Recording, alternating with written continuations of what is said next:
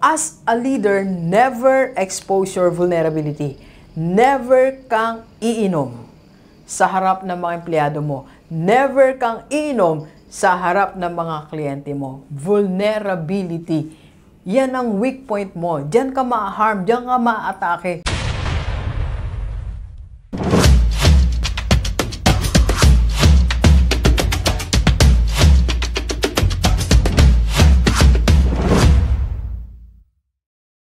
Alright, G-Leavers, katatapos lang po ng ating leadership seminar sa mga members ko sa IMG Rockstar Community.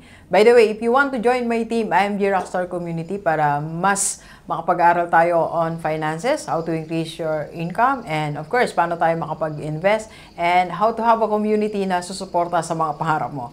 IMG Rockstar, PM lang sa personal FB nito. Okay? Alright, so kanina nag-conduct ako ng seminar, leadership seminar. At isa sa mga discuss ko po, what are the basic principle of leadership? Okay, so para sa mga leaders, maybe meron kang team o meron kang department na hawak. So ano ba yung mga principles? Madami pong principles. Kumuha ko ng isa from the book, The Art of War for Small Business. Ang rule po natin as a leader is you have to understand yourself. Okay? Understand yourself. Higit kanino man, ikaw mismo, as a person, and as a leader, naiintindihan mo ang sarili mo. Okay? Doc, paano ko maunawaan ang sarili ko? Ito po.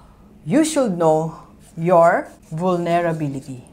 So, you should know your vulnerability. Ano bang ibig sabihin ng vulnerability? Ito, gusto kong basahin directly from Google, no? Ano yung exact definition ng vulnerability? Vulnerability is the state of being exposed to the possibility of being attacked or harmed either physically or emotionally. So, ayun po ang tinatawag na vulnerability. Okay? So, you should know ano yung vulnerability mo. At dapat, hindi mo na-expose ang sarili mo sa vulnerability mo. Okay? So, for example, weakness mo ang nalalasing. Okay? Vulnerability mo yung nalalasing. Na pag nalasing ka, nagwawala ka. Pag nalasing ka, nakakalimot ka sa sarili mo. Okay? Hindi mo makontrol ang emotion mo, ang isip mo, ang action mo. So, as a leader, never expose your vulnerability.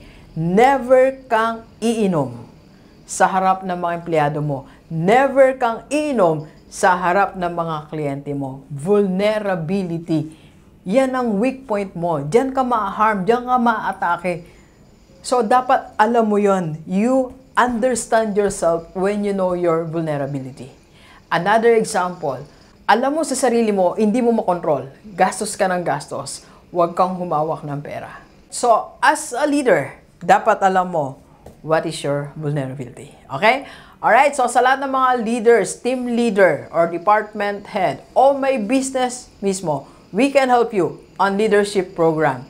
PM mo po ako sa personal FB ko para magkaroon tayo ng one-on-one training. Let's go, let's go. Copy po tayo. Copy po. Thank you for watching. We are inviting you to attend our free webinar on how to save and invest the right way and how to avail sa Kaiser. PM na sa personal FB ko po.